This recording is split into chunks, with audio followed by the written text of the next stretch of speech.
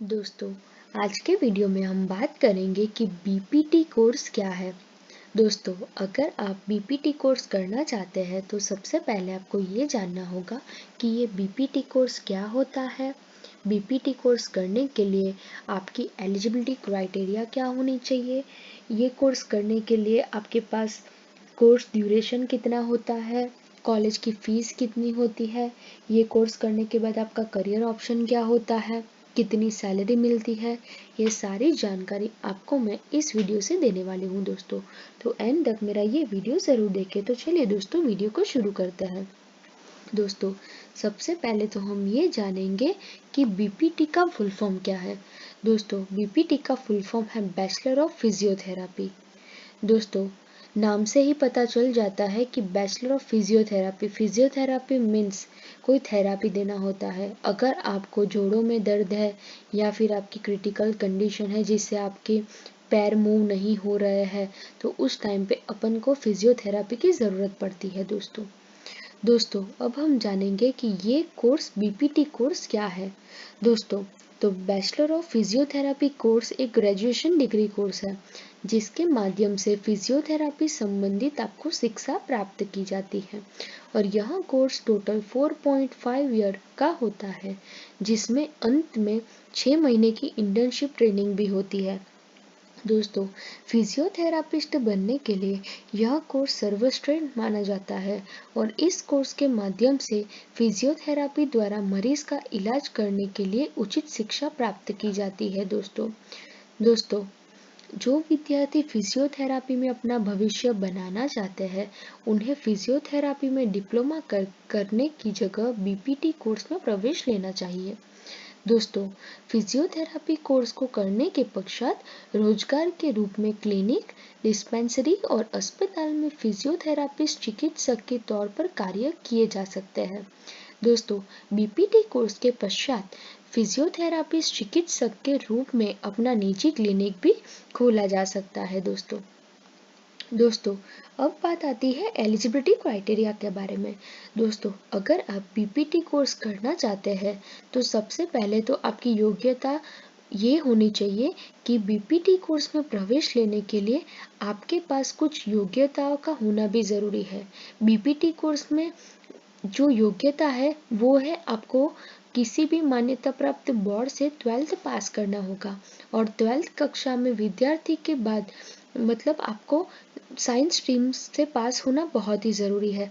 अगर आप maths subject लेते हो तो आप बीपीटी कोर्स के लिए एलिजिबल नहीं हो, बट अगर आप विज्ञान के विषयों में रासायनिक विज्ञान, भौतिक विज्ञान और जीव विज्ञान तीनों कर रहे हो तो आप एलिजिबल कहलाएंगे दोस्तों, विद्यार्थी की आयु सीमा इस कोर्स को करने के लिए 17 साल होनी बहुत ही ज़रूरी है और 17 साल से कम आयु वाले विद्यार्थी को बीपीटी कोर्स में प्रवेश नहीं मिलता है। दोस्तों, 12वीं कक्षा में विद्यार्थी के कम से कम 50% तो होना ही चाहिए और कुछ कॉलेज में यह सीमा 60% भी हो सकती है। दोस्तों, कुछ कॉलेज के प्रवेश के लिए प्रवेश परीक्षा पास करनी बहुत ही ज़रूरी है।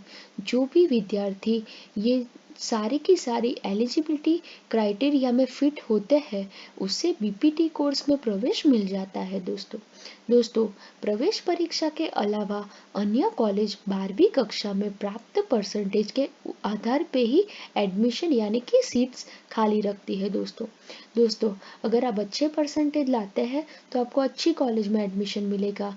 अगर आप अच्छे परसेंटेज नहीं लाते हैं तो आपको अच्छी कॉलेज में एडमिशन नहीं मिलता है दोस्तों, अब हम बात करते हैं कि बीपीटी कोर्स में कितना समय लगता है।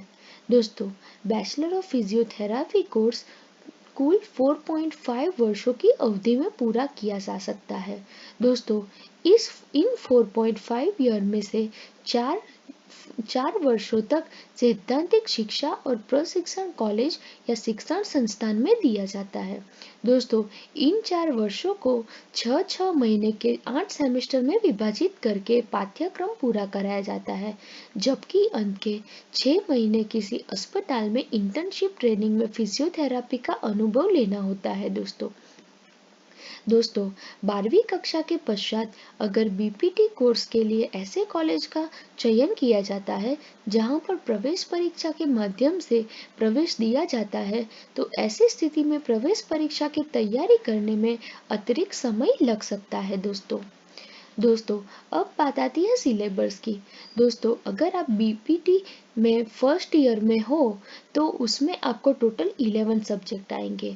फर्स्ट सब्जेक्ट है एनाटॉमी, सेकंड है फिजियोलॉजी, थर्ड है बायोकेमिस्ट्री, फोर्थ है बायोमैकेनिकल्स, फिफ्थ है साइकोलॉजी, सिक्स है सोशियोलॉजी, सेवेंथ है इंग्लिश, एट है कन्नड़ा, नाइन है बेसिक नर्सिंग, 10 है ओरिएंटेशन टू फिजियोथेरापी, 11 है इंटीग्रेटेड सेमिनार पीबीएल सेशन।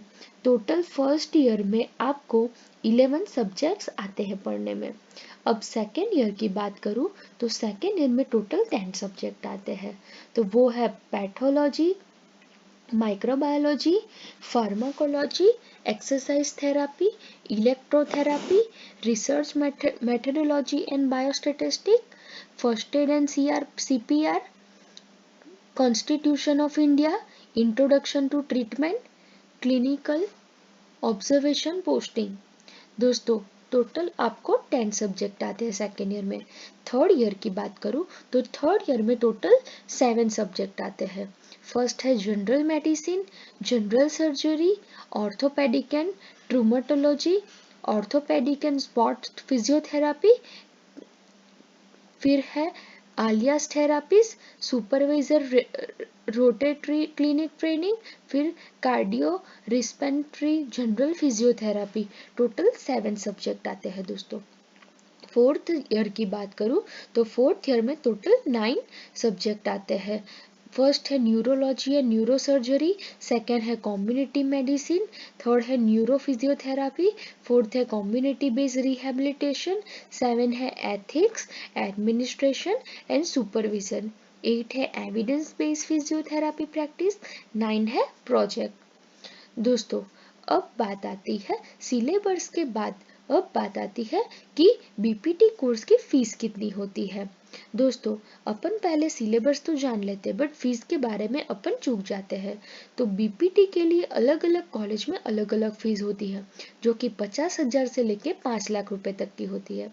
दोस्तों अगर आप सरकारी कॉलेज में एडमिशन लेंगे तो वहाँ की फीस अलग होगी, वहाँ सरकारी कॉलेज की फीस हमेशा ज्यादा रहती है और प्राइवेट कॉलेज की फीस हमेशा कम रहती है। सरकारी कॉलेज की फीस हमेशा कम रहती है और प्राइवेट कॉलेज की फीस हमेशा ज्यादा रहती है। जैसा इंफ्रास्ट्रक्चर वैसी फीस। दोस्तों अब बात आती है करियर की। दोस्तों बीपीटी के बाद आपका करियर कैसा होता है। दोस्तों फिजियोथेरापी के क्षेत्र में नौकरी के अवसर बहुत अधिक होते हैं और फिजियोथेरापी एक बहुत ही डिसऑर्डर और कंडीशन को ठीक करने में सहायता करता है। इसीलिए यह कहना आसान है कि फिजिकल थेरापिस्ट ऐसे रोगियों के साथ मिलकर काम कर सकते हैं। दोस्तों अब बात आती है सैलरी की। दोस्तों बीपीटी कोर्स को पूरा करने के बाद भारत में स्टार्टिंग सैलरी 10,000 से लेके 30,000 तक की होती है। कुछ अस्पतालों में स्टार्टिंग सैलरी 5,000 से लेके 10,000 तक प्रति माह होती है। दोस्तों बीपीटी के बाद जॉब प्रोफाइल क्या होते हैं। दोस्तों आप लेक्चरर बन सकते हैं, आप एस्टेथोपैथ में जा सकते हैं, आप रिसर्चर में जा सकते हैं, आप थेरापी मैनेजर बन सकते हैं, आप रिसर्च असिस्टेंट बन सकते हैं, आप कस्टमर केयर असिस्टेंट बन सकते हैं, आप असिस्टेंट फिजियोथेरापिस्ट बन सकते हैं, आप सेल्फ एम्प्लॉय प्राइवेट फिजियोथेरापिस्ट बन सकते हैं, आप स्पॉट फिजियो रिहेबिलिटेटर भी बन सकते हैं। दोस्तों अगर आपको बीपीटी कोर्स की जानकारी पूरी की पूरी मिल चुकी है और आपको मेरी जानकारी अच्छी लगी है तो आप मेरे वीडियो को लाइक कीजिए और मेरे चैनल को सब्सक्राइब कीजिए। धन्यवाद दोस्तों।